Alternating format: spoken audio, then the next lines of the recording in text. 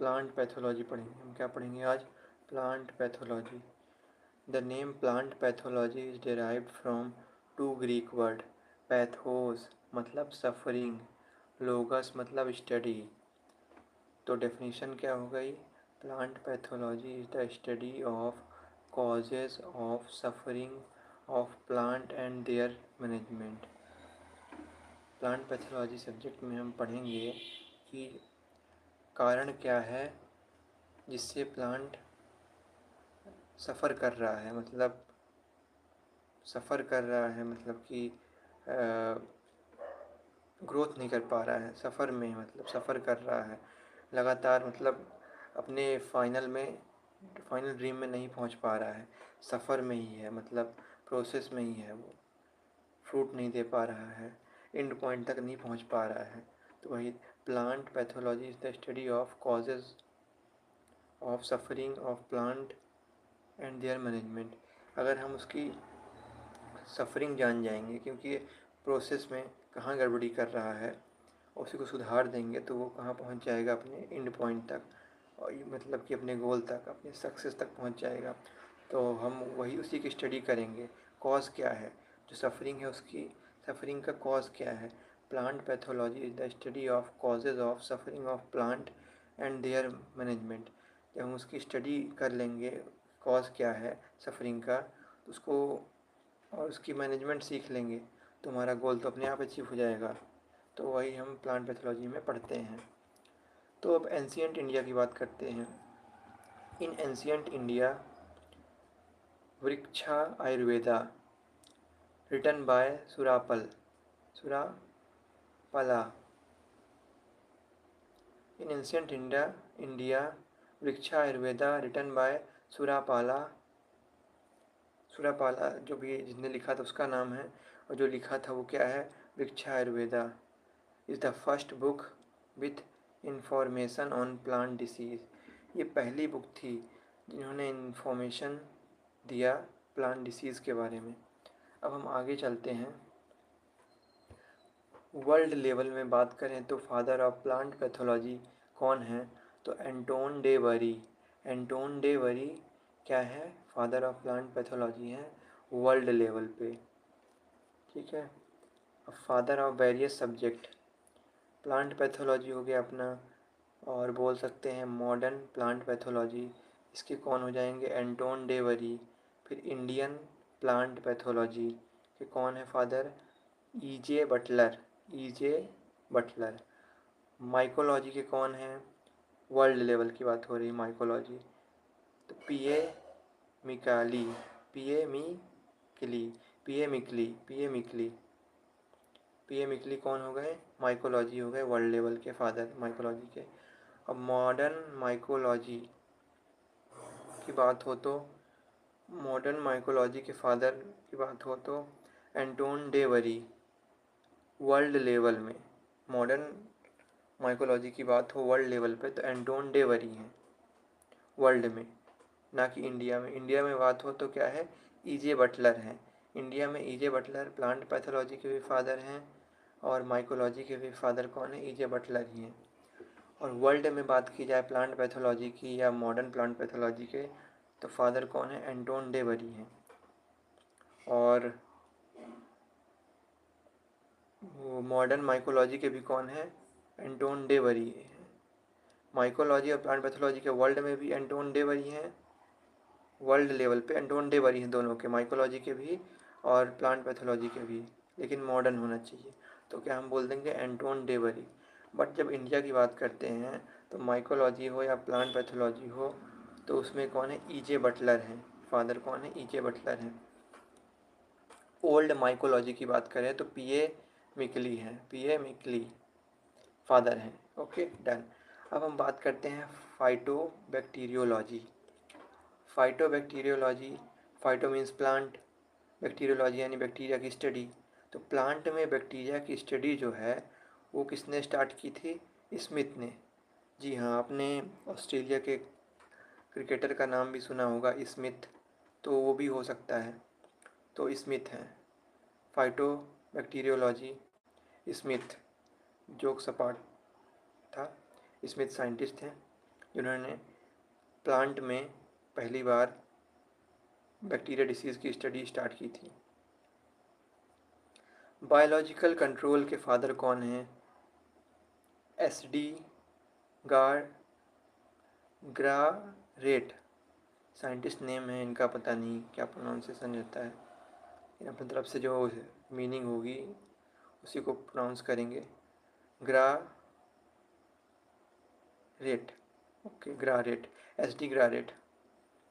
अब हम बात करते हैं प्लांट एपिडेमियोलॉजी की। J.E. Wonder Planck, J.E. Wonder Planck कौन थे? Father of plant epidemiology father कौन थे? J.E. Wonder Planck. तो एपिडेमियोलॉजी क्या होता है हम देखेंगे। एपिडेमियोलॉजी क्या होता है देख लेते हैं। पता था लेकिन अभी ध्यान नहीं आ रहा है, इसलिए एक बार देख ही लेते हैं। एपिडेमियोलॉजी,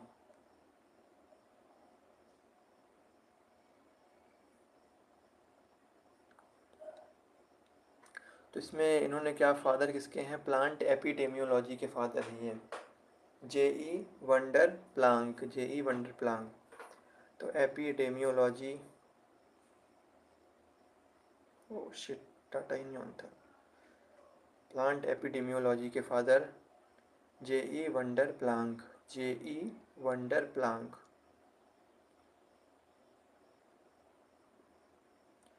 और इंडियन रस्ट के फादर कौन है? केसी मेहता। कौन है? केसी मेहता। हाँ, तो अभी हम बात कर रहे थे प्लांट एपिडेमियोलॉजी में। एपिडेमियोलॉजी का मतलब क्या है? एपिडेमियोलॉजी का मतलब है डिसीज़, बीमारियों के पॉपुलेशन में स्टडी करना। बीमारियों प्लांट में जो डिसीज़ है कि पॉपुलेशन को ही स्टडी कर लेना, ये देखना कि डिसीज़ कब, कहाँ, कितना और किस वजह से हुआ है। इसकी स्टडी को हम क्या बोलते हैं? एपिडेमियोलॉजी बोलते हैं। प्लांट में ये देखना कि कब हुआ है, कैसे हुआ है, कितना हुआ है, कब हुआ है, कहाँ हुआ है, कितना हुआ है, कैसे हुआ है, ये देखना ही इसी की स्टडी को हम क्या बोलते हैं? Plant epidemiology. तो प्लांट डिसीज़ एपिडेमियोलॉजी का मतलब है फसल में डिसीज़ के स्प्रेड, फैलने, उसके कॉजेज़ और उसको कंट्रोल करने की स्टडी प्लांट एपिडेमियोलॉजी बोलते हैं। और epidemiology is the study of occurrence, spread, control of disease in plant population. Disease कब शुरू हुआ, कहाँ से शुरू हुआ, कैसे फैला, कितनी कंडीशन, किन कंडीशन में फैला, ये सब की स्टडी को हम क्या बोलते हैं? प्लांट एपिडेमियोलॉजी के फादर कौन हैं? J.E. Wonder Planck. अब हम बात कर चुके हैं किसकी? रस्ट की हो गई। इंडियन रस्ट का क्या है? केसी मेहता है। अब चलते हैं हिस्ट्री ऑफ प्लांट पैथोलॉजी में। तो सबसे पहले आता है 372 से लेके 287 BC। Greek philosopher recorded observation on plant disease in Historia Plantarum. Inquiry into plants, causes of plants. Theophrastus Greek philosopher थे, उनका दिया हुआ है। अब चलते हैं P.A. Micheli, first person to see fungus spore. इसीलिए इनको ओल्ड माइकोलॉजी का फादर कहा जाता है, क्योंकि इन्होंने first person to see fungal spore, और इन्होंने क्या पब्लिश किया था 1729 में? Nova Plantarum Genera, Nova Plantarum Genera. इसीलिए इनको वर्ल्ड में, मॉडर्न तो नहीं, ओल्ड फादर ऑफ माइकोलॉजी भी कहते हैं। टिलेट, 1755 में Tillet published a paper on bunt और स्टिंकिंग स्मट ऑफ बीट। फिर आते हैं प्रीवॉस्ट proved that blunt of wheat is caused by fungus, discovered the life cycle of blunt fungus. Proved that blunt of wheat is caused by fungus, discovered the life cycle of the blunt fungus. First to use copper sulfate CuSO4 to control blunt stinking smut of wheat. फिर आते हैं Persoon named the rust pathogen of wheat name Puccinia graminis. Rust जो है अपना क्या है, बायोट्रॉफ यानी जो कि अपना न्यूट्रिशन जो है लिविंग से लेता है। तो रस्ट और स्मट बायोट्रॉफ से अपना जो भी है न्यूट्रिशन वो लिविंग से लेता है। तो the name rust pathogen of wheat क्या है, पक्सीनिया ग्रामिनिस। इन्होंने रस्ट पैथोजन ऑफ बीट को नाम दिया। जो रस्ट पैथोजन ऑफ गेहूं में लगता है उसका नाम क्या दिया इन्होंने, पक्सीनिया ग्रामिनिस। ठीक है, अब हम चलते हैं Anton de Bary, German scientist Anton de Bary, known as the father of modern plant pathology, नहीं, father of plant pathology world level में, और मॉडर्न माइकोलॉजी के भी फादर यही हैं। कौन है, Anton de Bary. In 1863 the study late blight of potato proved fungus Phytophthora infestans. इसको बोलते आयरलैंड में पाया गया था लेट ब्लाइट ऑफ पोटैटो। इसको हम आयरिस फेमाइन नाम से भी जानते हैं। और discovered the nature of wheat rust in fungi. Heteroecious मतलब कि टू डिफरेंट होस्ट लगेंगे, एक होस्ट में काम नहीं बनेगा लाइफ साइकिल कंप्लीट करने के लिए। Heteroecious nature of wheat rust fungi in 1865। अब हम चलते हैं आगे। H Flor 1956 proposed the gene for gene क्या होता है अभी हमें ये पता तो नहीं है, एक बार देख लेते हैं। Gene for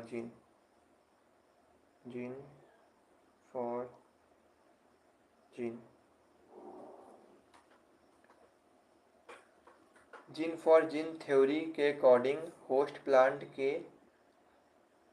her resistance gene के लिए पैथोजन में एक करस्पॉन्डिंग वायरुलेंस जीन होता है।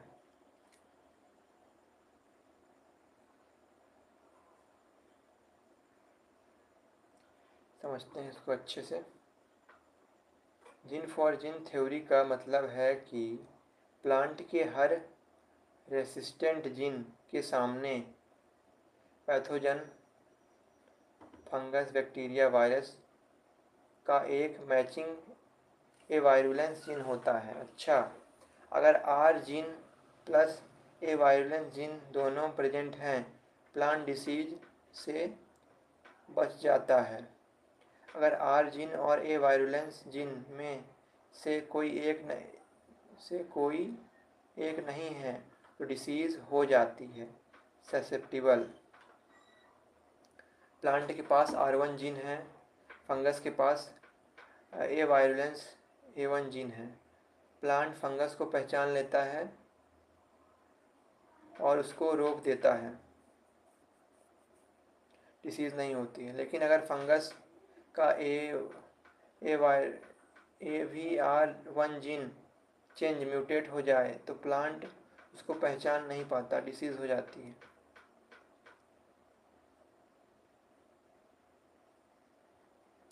ए या आर कोई मिसिंग है तो डिसीज़ हो जाती है। हाँ, तो ये HH फ्लोर द्वारा प्रपोज किया गया था। ये बहुत ही अच्छा कॉन्सेप्ट लग रहा है। Hypothesis of disease resistant and susceptibility in linseed rust caused by मेलैम मेलैम्पसोरालिन मेलैम्पसोरालिनी ये क्या है देखते हैं। ठीक है, इसको जान तो लिया क्या है। A+AVR जीन है तो रेसिस्टेंस होगा। इफ ए या AVR मिसिंग है तो डिसीज़ होगा, रेसिस्टेंस नहीं होगा सेकंड केस में। ठीक है, ये तो कुछ हद तक समझ लिया हमने, आगे बढ़ते हैं। तो 1962 में Kassanis discovered satellite virus in tobacco necrosis virus, TNV virus. अरे क्या बात है, पढ़ने फ़ायदा हो गया। TMV वायरस सुना था लेकिन ये TNV वायरस आ गया, टबैको नेक्रोसिस वायरस, क्या बात है। Satellite virus are smaller virus particle dependent on helper virus for replication। अब हम चलते हैं history of plant pathology in India. अब हम मेन मुद्दे पे आते हैं, इंडिया के बारे में बात करेंगे जहाँ हम। तो history of plant pathology in India, KR Kirtikar, first Indian scientist to collect and identify fungi in India. EJ Butler, known as the father of Indian plant pathology and Indian mycology. He wrote the book Fungi and Plant Disease, Fungi and Disease in Plant। क्या है Fungi and Disease in Plant? और जो मैंने बीच में बोला था Fungi and Plant Disease, वो book लिखी थी BB मुंदकर ने। अब आगे चलते हैं। Doctor KC Mehta of Agra college discovered the disease cycle of wheat rust. गेहूँ रस्ट में डिसीज साइकिल KC मेहता ने डिस्कवर किया था। अब बात करते हैं BB मुंदकर की। Worked on control of cotton wilt disease. इन्होंने काम किया था कॉटन विल्ट डिसीज़ को रोकने के लिए। Established the Indian phytopathological society. BB Mundkur ने इस्टेब्लिश किया था, ये क्वेश्चन आता है अधिकतर, Indian phytopathological society IPS in 1947 at ARI Indian agriculture research institute New Delhi में पब्लिश्ड जर्नल इंडियन फाइटोपैथोलॉजी। और इन्होंने बुक लिखी थी जैसे मैंने कहा फंजाई एंड प्लांट डिसीज़। अब हम बढ़ते हैं आगे। JF duster first Indian plant pathologist credited for detailed study on fungi। और भी लोग थे लेकिन क्रेडिट इनको मिलता है डिटेल स्टडी पढ़ने, मतलब डीप में पढ़ने के लिए, डिटेल में पढ़ने के लिए फंजाई और प्लांट डिसीज़ के बारे में। कौन है? डस्टर ने इतना पढ़ा, डिटेल में पढ़ा कि डस्ट उड़ा दिया। सही है। First president of Indian phytopathological society कौन है? इस्टेब्लिश किसने किया था इंडियन फाइटोपैथोलॉजिकल सोसाइटी का? BB मुंदकर ने। और पहला प्रेसिडेंट कौन बना? डस्टर बना। डस्टर ने इतना डीप में फंजाई और प्लांट डिसीज़ के बारे में पढ़ा कि डस्ट उड़ा दिया, इसीलिए उसको हमने क्या प्रेसिडेंट घोषित कर दिया। बोला कि ये तो फाड़ू आदमी है, इतना ज़ोरदार पढ़ा जिसको हम प्रेसिडेंट बना देते हैं। तो ये इंडियन फाइटोपैथोलॉजी सोसाइटी का प्रेसिडेंट हो गया JF डस्टर। अब कुछ इम्पोर्टेंट टर्मिनोलॉजी के बारे में बात करेंगे प्लांट पैथोलॉजी में। जैसे डिसीज़ हो गया। Disease abnormal condition in plant caused by an organism और इन्वायरमेंटल फैक्टर, है ना। तो abnormal condition in plant caused by organism यानी लिविंग और इन्वायरमेंटल फैक्टर के कारण उसे हम क्या बोलेंगे? डिसीज़ बोलेंगे। अब बात करते हैं chlorosis yellowing of leaf or its part due to destruction of chlorophyll। मतलब क्लोरोफिल क्या करता है, सनलाइट लेकर उसे ग्रीन में बदलने का काम करता है, लेकिन वैसी क्लोरोफिल में क्या होगा, अगर गड़बड़ी हो जाएगी तो ग्रीन में नहीं बदल पाएगा, तो क्या रह जाएगा, येलो कलर ही रह जाएगा। तो क्लोरोसिस का एग्जांपल दिया है yellow vein mosaic virus of ओकरा। क्लोरोसिस में क्या है, yellow vein mosaic virus of yellow vein mosaic of ओकरा। ओकरा यानी भिंडी की बात हो रही है। अब हम बात करते हैं नेक्रोसिस। नेक्रोसिस में क्या है, डेथ ऑफ टिश्यू और सेल। टिश्यू ही मर जाता है या सेल ही मर जाता है, जैसे citrus canker. Citrus canker I think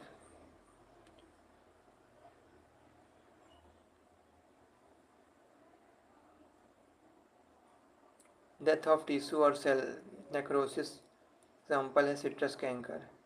etiology, जो कैजुअल एजेंट है, मतलब किस कारण से डिसीज़ हो रहा है, उसी की स्टडी को हम बोलते हैं इटियोलॉजी। और वही इटियोलेशन क्या होता है, yellowing of plants due to absence of light.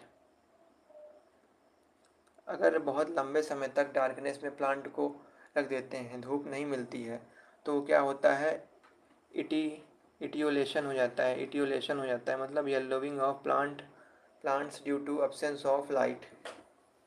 Okay, yellowing of plant due to absence of light, prolonged darkness. अब हम बात करते हैं हाइपरट्रॉफी, ओवर ग्रोथ। हाइपरट्रॉफी और टर्म हमारे पास क्या है, हाइपरप्लेसिया और क्या है, हाइपोट्रॉफी। ये सिमिलर टर्म लगते हैं बट इसमें ज़मीन आसमान का अंतर है। पहला है हमारा hypertrophy, over growth of organ tissue due to increase in cell size.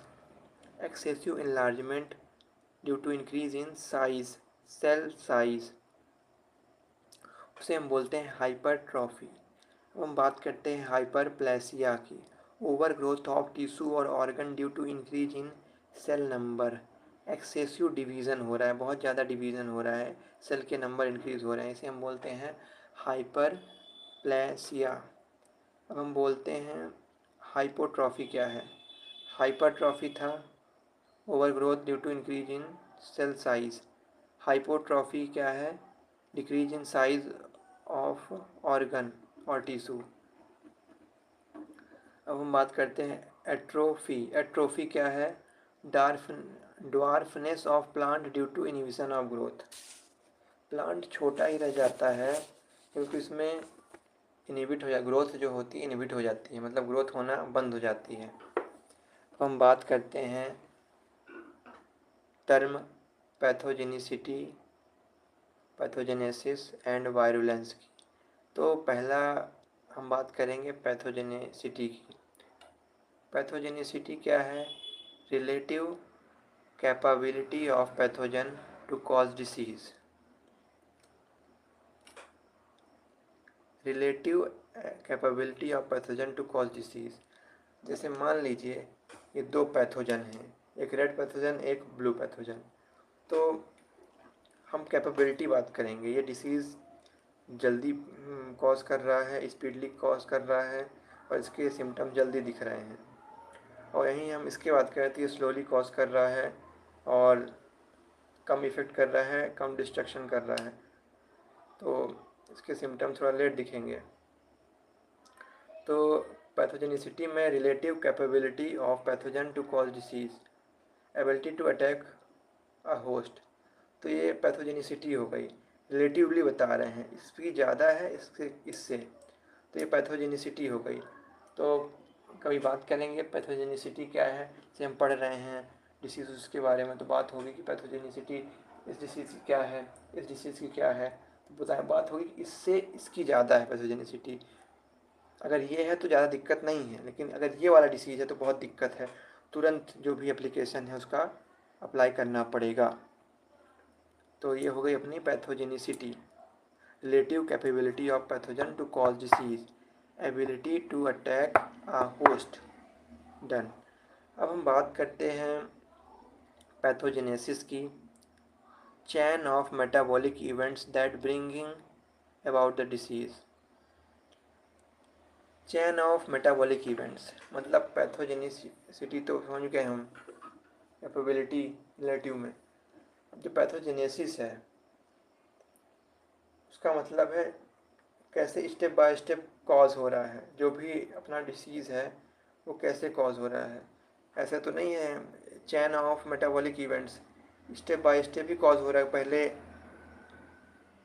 कुछ थोड़ा सा दिख रहा होगा, फिर थोड़ा और दिखेगा, फिर थोड़ा और दिखेगा, है ना, फिर लास्ट में जो है वो ज़्यादा दिखेगा।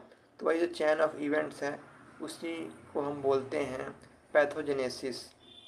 चैन of metabolic event that bringing about the disease, उसे हम बोल देंगे पैथोजेनेसिस।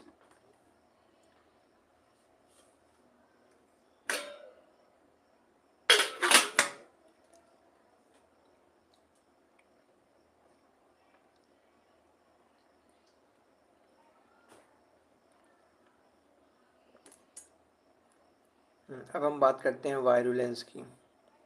डिग्री ऑफ इन्फेक्टिव और aggressiveness of pathogen. Aggressiveness of pathogen, virulence.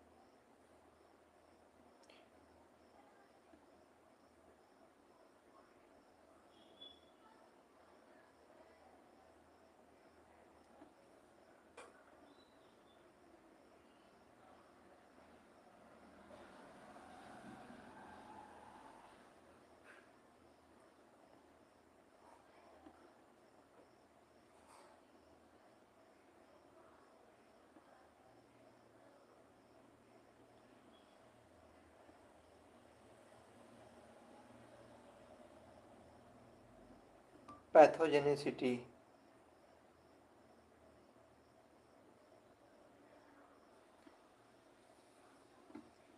हम फिर से एक बार रिपीट करते हैं। पैथोजेनेसिस का मतलब है डिसीज़ डेवलपमेंट। पैथोजेनेसिस का मतलब है डिसीज़ डेवलप होने की पूरी प्रोसेस। डिसीज़ कैसे शुरू होती है और स्टेप बाय स्टेप कैसे बढ़ती है, वही मैंने बताया, सेम वही चीज़ लिखा है। हमने कहा एक बार क्लियर कर लेते हैं, कहीं कोई दिक्कत ना हो। स्टेप्स क्या क्या हैं? पैथोजन प्लांट पर आता है, प्लांट के अंदर इंटर करता है, ग्रो और मल्टीप्लाई करता है, सिम्टम्स दिखते हैं, डिसीज़ स्प्रेड होती है। तो ये क्या हो गया है? पैथोजेनेसिस हो गए। डिसीज़ कैसे शुरू होती है और स्टेप बाय स्टेप कैसे बढ़ती है, ये हमारा पैथोजेनेसिस हो गया। अब हम बात करते हैं पैथोजेनिसिटी का।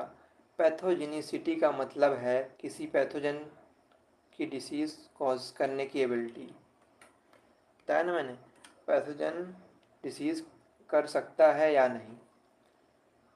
जैसे एग्जांपल, रस्ट फंगस बीट में डिसीज़ करता है। जैसे रस्ट फंगस है तो बीट में डिसीज़ कॉज करेगा ही करेगा। तो क्या हो गया? उसकी पैथोजेनिसिटी हो गया। तो पैथोजेनिसिटी वहाँ प्रेजेंट हो गई। अगर हार्मलेस बैक्टीरिया डिसीज़ नहीं करता तो पैथोजेनिसिटी अब्सेंट है। अगर हम देख रहे हैं लेंस लगा के, माइक्रोस्कोप जो भी है, बैक्टीरिया दिख रहा है लेकिन उसमें पैथोजेनिसिटी अब्सेंट है। यही रस्ट फंगस की बात करें, वो दिख रहा है बीट के पास, तो डिसीज़ करेगा, पैथोजेनिसिटी प्रेजेंट है। पैथोजेनिसिटी क्या होगा? Ability to cause disease.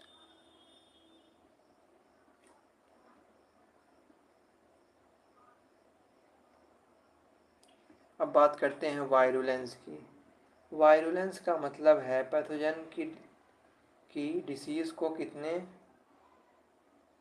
ज़्यादा खतरनाक बनाने की एबिलिटी। पैथोजन कितनी ज़्यादा डैमेज या सर्व डिसीज़ करता है। कितने पैथोजन कितनी ज़्यादा डैमेज या सीवियर डिसीज़ करता है, उसी को हम बोलते हैं वायरुलेंस। एक फंगस सिर्फ कुछ लीफ स्पॉट्स बनाता है। अगर एक फंगस सिर्फ कुछ लीफ स्पॉट बनाता है तो वो लो वायरुलेंस है। दूसरा फंगस पूरा प्लांट को सुखा देता है। तो ये जो है फंगस भी कई टाइप के होते हैं। तो ये वाला फंगस जो होगा, हम कंपेयर में बात करेंगे, लो वायरुलेंस है। और ये वाला फंगस जो है, जो प्लांट को ही सुखा दे रहा है, हाई वायरुलेंस है। तो virulence is the degree of pathogenicity, ability to cause severe disease in host, degree of pathogenicity. समझ रहे हो, वायरुलेंस क्या है? Degree of pathogenicity. पैथोजेनिसिटी की प्रोसेस जो है, तो तुम रिलेटेबल पढ़े थे, ability of pathogen to cause disease. अब हम डिग्री की बात करेंगे। Virulence is the degree of pathogenicity और ability of the pathogen to cause severe disease in host. Difference बात करते हैं पैथोजेनिसिटी का और वायरुलेंस का। तो डिसीज़ कर सकता है या नहीं, ये एबिलिटी हो गई उसकी। डिसीज़ करेगा कि नहीं करेगा, ये क्या हो गया? पैथोजेनिसिटी हो गई। जैसे मैंने एग्जांपल भी दिया, डिसीज़ करेगा कि नहीं करेगा, है ना। बैक्टीरिया है बीट में तो नहीं करेगा, अगर वहीं रस्ट फंगस है तो वो करेगा ही करेगा, है ना। और वायरुलेंस की बात करें तो डिसीज़ कितनी सीवियर करेगा, से पैथोजेनिसिटी हो गई ना, अब्सेंट है प्रेजेंट है। अगर दो पैथोजेनिसिटी है, जैसे आपका रस्ट फंगस हो गया और मान लेते हैं कोई और भी मान लेते हैं, ब्लंट मान लेते हैं, दोनों में से ब्लंट स्पॉट है ना, ब्लंट स्पॉट बोलते हैं, ब्लंट स्पॉट और ब्राउन स्पॉट इस कुछ करके डिसीज़ है। और आपका क्या हो गया? Rust fungus. इन दोनों में से वायरुलेंस चेक करेंगे हम, डिग्री ऑफ पैथोजेनिसिटी इसकी कितनी है, प्रोसेस मतलब क्या हो रही है ना, कितनी तेज़ हो रही है, कितना ज़्यादा डैमेज करेगा रस्ट वाला। और इसमें डिफरेंस देखेंगे। तो ये हो जाए वायरुलेंस के बारे में बात कर देंगे हम। किसके बारे में बात कर देंगे? वायरुलेंस के बारे में। अब हम चलते हैं आगे। पैथोजेनिसिटी एबिलिटी होता है और वायरुलेंस डैमेज कितना होगा ये होता है, ठीक है। इसे एबिलिटी की बात करते हैं। तो एबिलिटी क्या है? मेरे अंदर है, मैं यहाँ से वहाँ तक दौड़ सकता हूँ, लेकिन मैं कहाँ दौड़ सकता हूँ? फ्लोर पे। अगर यहीं ऑयल गिरा दिया जाए तो मैं यहाँ से वहाँ तक शायद ही दौड़ पाऊँ, फिसल जाऊँगा, गिर जाऊँगा। ये हमारी एबिलिटी हो गई। अलग अलग जगह अलग अलग है। वैसे बैक्टीरिया है वो यहाँ नहीं डिसीज़ कर रहा है, लेकिन रस्ट फंगस कर रहा है बीट में, एबिलिटी हो गई। वहीं वायरुलेंस की बात करें तो डैमेज कितना होगा, तो वायरुलेंस में से ब्लंट स्पॉट बताया और आपका रस्ट बताया, दोनों में वायरुलेंस जो ज़्यादा दिखेगा डैमेज कर रहा है वो ज़्यादा वायरुलेंस है। डन। अब हम आगे की ओर चलते हैं। वायरेसेंस।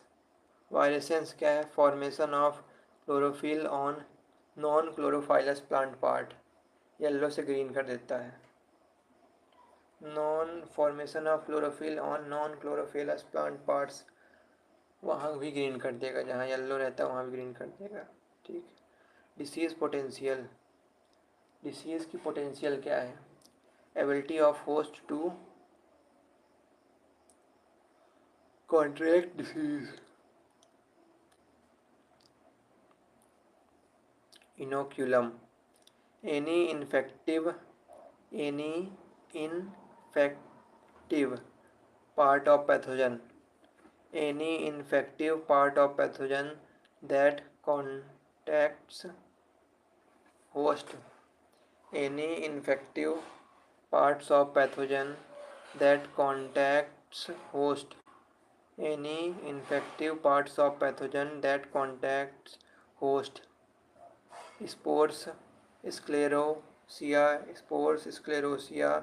mycelium, fragments, any infective parts of pathogen that contact host. Infective part of pathogen जो कि होस्ट से कांटेक्ट करता है, जैसे आपका स्पोर्स हो गया, स्क्लेरोसिया हो गया, माइसीलियम फ्रेगमेंट हो गया, ये क्या हो गया अपना इनोक्यूलम का काम करते हैं। इनोक्यूलम जैसे दही नहीं होता अपना, स्टार्टर का काम करता है।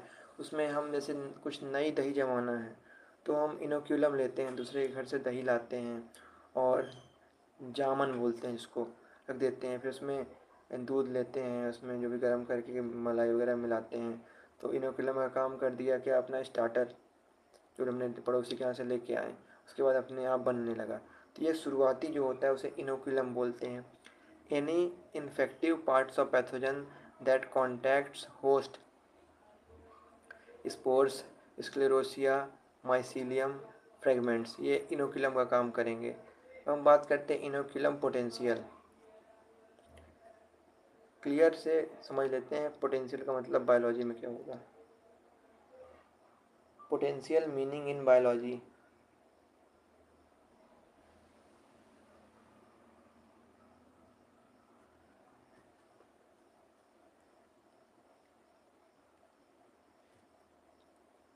एबिलिटी, कैपेसिटी, पॉसिबिलिटी किसी काम करने की।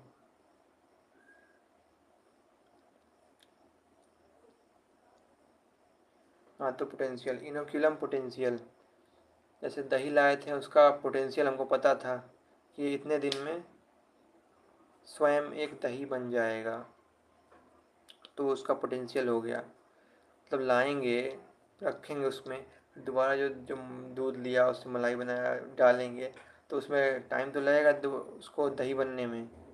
जो स्टार्टर है सेपरेट होने में उसको टाइम तो लगेगा, तो उसका पोटेंशियल वही हो गया inoculum potential. Inoculum needed for successful infection, मतलब कि उसमें कुछ क्षमता रहेगी ना। पता चला इतना इनोकुलम लाया और दूध की मलाई तुम 10 लीटर ले रहे हो, 10 लीटर ले रहे हो तो उसमें इनोकुलम भी डालना पड़ेगा, दो तीन चार, 2 लीटर तो डालना ही पड़ेगा। तो 10 लीटर तुम मलाई बना रहे हो दूध की और डाल रहे हो बाल्टी में, और इनोकुलम का कहते हैं 10 ग्राम है, पता ही नहीं चलेगा। इनोकुलम पोटेंशियल इससे पता कर सकते हैं। तो इनोकुलम पोटेंशियल अपना हो गया ये। Inoculum needed for successful infection, function of density and capacity. अब हम बात करते हैं हॉस्टोरिया की। हॉस्टोरिया क्या है? ये मेरे ख्याल से कसकटा, डोडर और अमरवेल तीनों एक ही चीज़ हैं। कसकटा, डोडर, अमरवेल, ये क्या है? टोटल स्टेम पैरासाइट है ना। ये अपना क्या है, फ्लावर वाले जो हैं उसका है। तो button like structure of parasite, parasitic fungus और root of parasitic plant that penetrates host tissue and draw nutrition, ये न्यूट्रिएंट सक करने का काम करते हैं। हॉस्टेरिया जो है ये हो अपना पैरासिटिक फंगस में होते हैं और पैरासिटिक प्लांट में होते हैं।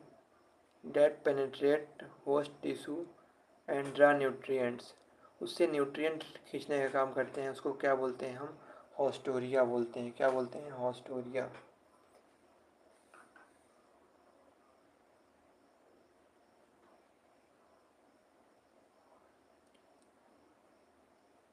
बटन लाइक स्ट्रक्चर, ये ध्यान रखिएगा। अब हम बात करते हैं साइन। साइन क्या है? जैसे सिग्नेचर कर दिया हमने, वो हो गया साइन। यस, वो भी साइन है। तो हमने सिग्नेचर किया ना अपना, वो दिख रहा है हमको कि सिग्नेचर, हमारा सिग्नेचर हमेशा यही रहता है, तो वो हो गया साइन। सिग्नेचर सेम रहता है, एक ही बार करते हैं कि हर बार जहाँ जहाँ सिग्नेचर कर रहे हैं तो अलग अलग सिग्नेचर कर रहे हैं। बैंक में नहीं मान्य होगा, पैसा वापस नहीं मिलेगा। ठीक है, तो चालू करते हैं। साइन क्या होता है? द पैथोजन और इट्स पार्ट, आ गया ना, साइन है ना। जैसे मैं पैथोजन हूँ, मेरा साइन ही शो कर रहा है। द पैथोजन और its part seen on host plant, pathogen और इसका पार्ट होस्ट प्लांट में है तो वो साइन है। जैसे मैं जाऊँ बैंक में या तो मेरा साइन जाए, समझ रहे हो ना। द पैथोजन और its part seen on host plant, तो अपना क्या हो गया, साइन हो गया। मैं जाके करूँ सिग्नेचर या करके दे दूँ, दोनों साइन ही है। पैथोजन और its part present on host plant, तो क्या हो गया, साइन हो गया।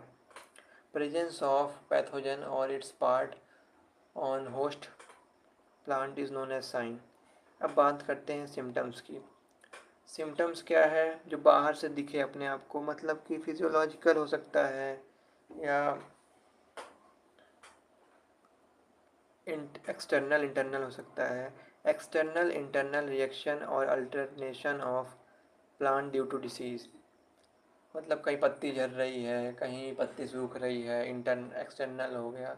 इंटरनल से सूखा ही जा रहा है प्लांट, शो कर रहा है, सिम्टम शो कर रहा है, मतलब प्रेजेंट खुद पैथोजन नहीं है लेकिन सिम्टम शो कर रहा है कि कुछ डिसीज़ है इसको। पत्ता गिरा जा रहा है, इधर ग्रोथ ही नहीं हो रही है कहीं कहीं पार्ट में, तो सिम्टम्स शो कर रहा है, एक्सटर्नल भी दिखा रहा है, इंटरनल भी दिखा रहा है, ये सिम्टम्स हो गया। और जब बहुत सारे सिम्टम्स शो हो उसे सिंड्रोम बोलते हैं। Sum total of symptoms and sign, मतलब पैथोजन भी प्रेजेंट है,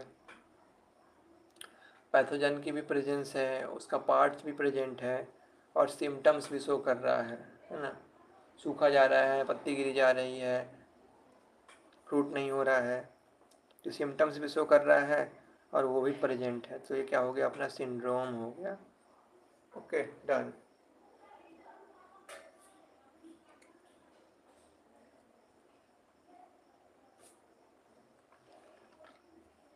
आगे की ओर चलते हैं। Sum total of all symptoms and sign, syndrome हो गया। Alternate host, host on which some pathogen must develop to complete their life cycle. Host on which some pathogen must develop to complete their life cycle. ऐसा host जिसमें pathogen must, मतलब कि ज़रूर ही ज़रूर develop होंगे अपना लाइफ साइकिल कंप्लीट करने के लिए। Wild host of other families, host on विच, ये हो मतलब कोई ऐसा होस्ट दिख रहा है, ये है, तो इसमें मतलब ये पैथोजन पक्का आएगा अपनी लाइफ साइकिल कंप्लीट करने के लिए, तो क्या हो गया, अल्टरनेट होस्ट हो गया। और ये भी बोल सकते हैं जैसे कि ये इसमें डेवलप हो रहा है कि इसमें भी हो सकता है, जैसे ए बी है, कोई पैथोजन इसमें डेवलप हो रहा है और इसमें भी हो सकता है, तो ये अल्टरनेट होस्ट हो गए। कोलेटरल होस्ट, लेकिन ये डिफरेंट फैमिली है, ठीक है ना, अल्टरनेट होस्ट में। और कोलेटरल होस्ट में plant of same family as main host, जैसे ये किसी फैमिली का है और ये किसी फैमिली का है, सेम फैमिली का है और होस्ट का काम कर रहा है, तो ये क्या हो जाएगा, डिफरेंट प्लांट है बट सेम फैमिली है, तो कोलेटरल होस्ट हो जाएगा। क्या हो जाएगा, कोलेटरल होस्ट, सेम फैमिली की वजह से। On which pathogen survive during off season, wild host of same family है कोलेटरल होस्ट में, वही अल्टरनेट में क्या, डिफरेंट फैमिली, ठीक है। अब हम आगे की ओर चलते हैं। ब्रीच ब्रूम,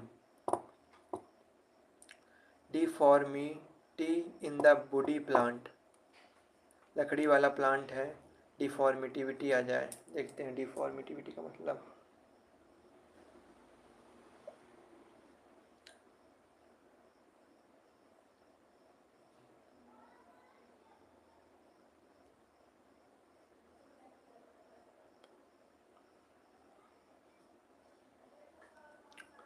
डिफॉर्म हो जाए, मतलब कि जो फॉर्म है उस फॉर्म में नहीं रहे, कुछ दूसरा ही फॉर्म ले ले, उसी को हम बोलेंगे डिफॉर्मेटिविटी। देख भी लेते हैं मतलब क्या एक बार। हाँ, डिफॉर्मिटिविटी का मतलब है किसी बॉडी या पार्ट्स या प्लांट के किसी हिस्से का नॉर्मल शेप से बदल जाना, एबनॉर्मल में हो जाना, नॉर्मल से एबनॉर्मल में हो जाना, इसी को हम बोलते हैं डिफॉर्मिटिविटी। लिख लेते हैं, नॉर्मल से एबनॉर्मल, एबमल हो जाना। तो क्या हो जाता है, ये डिफॉर्मिटिविटी हो गया, डिफॉर्मिट हो गया, डिफॉर्मिट,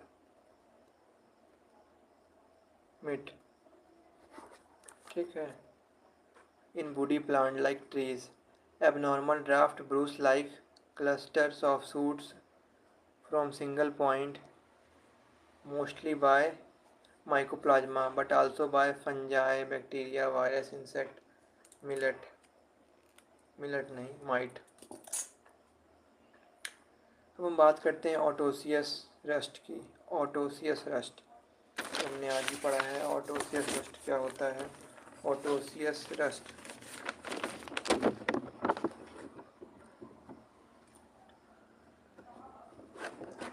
सिर्फ एक होस्ट प्लांट पर पूरा लाइफ साइकिल कंप्लीट कर लेते हैं। ऑटोसियस रस्ट या autoecious plant complete life cycle on same host. Example क्या है? Linseed rust. हेट्रोसियस में क्या है? फंजाई। रिक्वायर अल्टरनेट होस्ट और complete life cycle on more than one host. जैसे wheat rust, complete life cycle करने के लिए कंप्लीटली लाइफ साइकिल करने के लिए वो क्या करता है? मोर देन वन होस्ट को लेता है। टर्मिनोलॉजी अपनी कंप्लीट हो। अब हम बात करते हैं क्लासिफिकेशन ऑफ प्लांट डिसीज़ की। तो धन्यवाद दोस्तों, आज हम इतना ही पढ़ेंगे और नेक्स्ट वीडियो में मिलते हैं।